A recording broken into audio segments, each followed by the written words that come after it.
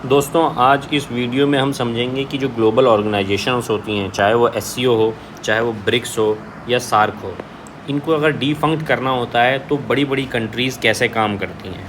देखिए, सार्क जो कि एक रीजनल ग्रुप है जहाँ पे इंडिया, पाकिस्तान, नेपाल, भूटान, बांग्लादेश, म्यांमार ये कंट्रियाँ हैं। ये उरी अटैक के बाद कम्प्लीटली डीफंक्ट हो गई है। क्यों? क्योंकि इसमें इंडिया और पाकिस्तान दोनों ही हैं, और इंडिया अगर कोई चीज़ प्रपोज़ करता है तो पाकिस्तान उसका अपोज़ कर देता है, और पाकिस्तान की चीज़ प्रपोज़ करता है तो उसका इंडिया अगेंस्ट कर देता है।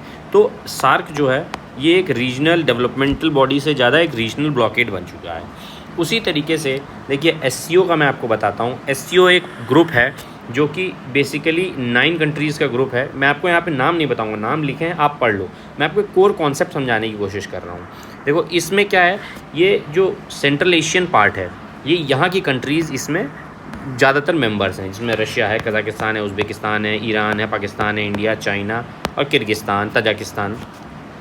अब हुआ क्या, पहले जो ये एससीओ है ये प्रपोज़ किया गया था चाइना के द्वारा। क्यों? चाइना इस क्षेत्र में, सेंट्रल एशियन क्षेत्र में पहले इकोनॉमिक प्रोवाइडर था। ये अपने इकोनॉमिक रिसोर्सेज जो है इन कंट्रीज़ से लिया करता था, चाहे वो यूरेनियम हो, चाहे अर्थ के हैवी अर्थ मेटल हो, चाहे कुछ भी हो, तो सेंट्रल एशियन कंट्रीज़ से लिया करता था। लेकिन ये चीज़ रशिया को पता थी, और यहाँ इकोनॉमिक हेल्प करने के लिए तो चाइना था, लेकिन नेट सिक्योरिटी प्रोवाइडर जो था वो इस एरिया में रशिया था।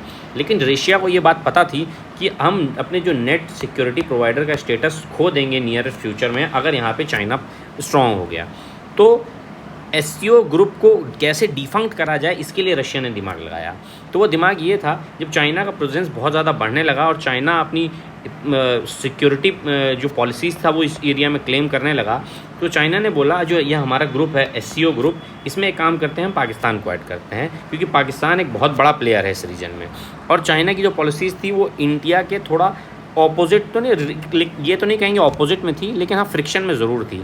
तो इस फ़ायदे को, इस पॉइंट को रशिया ने तुरंत नोटिस किया और उसने बोला अगर आप पाकिस्तान को ऐड करेंगे तो आपको इंडिया को भी ऐड करना पड़ेगा।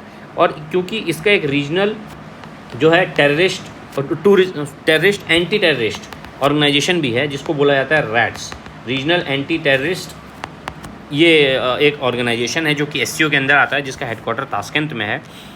तो अब देखो एससीओ डिफंक्ट की तरफ कैसे बढ़ा, क्योंकि इसमें इंडिया और पाकिस्तान दोनों आ गए। अब एससीओ में अगर कोई भी प्रपोजल आता है, कहीं ना कहीं या वो पाकिस्तान के खिलाफ हो सकता है या वो इंडिया के खिलाफ हो सकता है। तो यहाँ पे एक ब्लॉकेट क्रिएट हो गया है, जो कि एक आर्टिफिशियल ब्लॉकेट का काम कर रहा है। तो यहाँ पे चाइना का जो प्रेजेंस है ओवरऑल बढ़ने का, उसको रशिया ने ऐसे रोक दिया। ठीक, अब सेम लॉजिक आप लगाइए ब्रिक्स में। अब ब्रिक्स में क्या है, ब्रिक्स में ये इसकी इनिशियल कंट्रीज़ हैं जो कि Russia, China, India, south Africa, Brazil है, लेकिन इसमें 4-5 कंट्रियाँ और ऐड हो चुकी हैं, जिसमें नाम है यूएई है। इसमें यूएई के बाद इसमें ये देखिए यूएई है, एक सऊदी अरेबिया है, एक ईरान है, एक इजिप्ट है, और एक कंट्री और है इथियोपिया।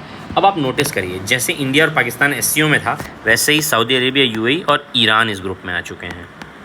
तो अब मुझे कहीं ना कहीं ये लगता है कि ये यूएसए का बनाया हुआ मास्टर स्ट्रोक है, ये मेरा एनालिसिस कहता है, क्योंकि ब्रिक्स कंट्रीज़ वो कंट्रीज़ थी जो यूएसए की माइट को इन द फ्यूचर चैलेंज कर सकती थी, क्योंकि इसमें बहुत बड़ी बड़ी इकोनॉमी थी, जैसे चाइना, इंडिया, ब्राज़ील, ये फ्यूचर प्रॉस्पेक्ट दिखाती हैं। रशिया की इसमें डिफेंस पावर थी, चाइना की डिफेंस और इकोनॉमिक पावर थी, इंडिया इसमें इकोनॉमिक पावर इंजन शो करता था, साउथ अफ्रीका अच्छा कंजम्पशन शो करता था, ब्राज़ील अच्छी पॉपुलेशन जो कि कंज्यूम कर सकते थे। इंडिया, ब्राज़ील और south Africa basically consumer unit थी इनकी। चाइना, रशिया डिफेंस और इकोनॉमिक दोनों स्टेटस को दिखाया करती थी।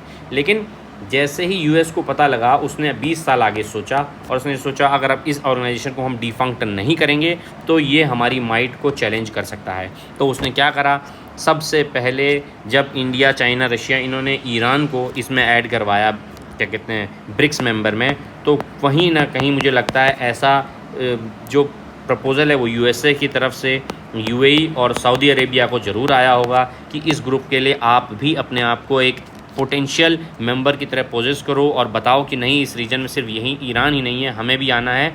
इसलिए कहीं ना कहीं ब्रिक्स में जब अभी नया एडिशन हुई 2023 में, 24 में, सॉरी 24 में ये इन कंट्रीज़ को भी ऐड कर दिया गया, जिसमें सऊदी अरेबिया है, यूएई है और ईरान भी आ गया है। तो कहीं ना कहीं ये कंट्रीज़ एक आर्टिफिशियल ब्लॉकेड क्रिएट कर सकती हैं, जो कि ब्रिक्स के पतन का कारण बन सकता है। तो हमें एक एंगल ये भी है इसको सोचने का कि हमें अगर जो पहले हुआ है, चाहे वो सार्क का हो, चाहे वो एससीओ का रैट्स हो, उसी तरीके से ग्लोबल जो फाइनेंशियल ग्लोबल सिक्योरिटी कम फाइनेंशियल जो ग्रुप्स हैं उनको ऐसे चैलेंज किया जा सकता है, जिससे बड़ी बड़ी जो इकोनॉमी जो वर्ल्ड पावर हैं उनको चैलेंज, उनके लिए फ्यूचर चैलेंज कम हो सके। चलिए मिलते हैं अब अगली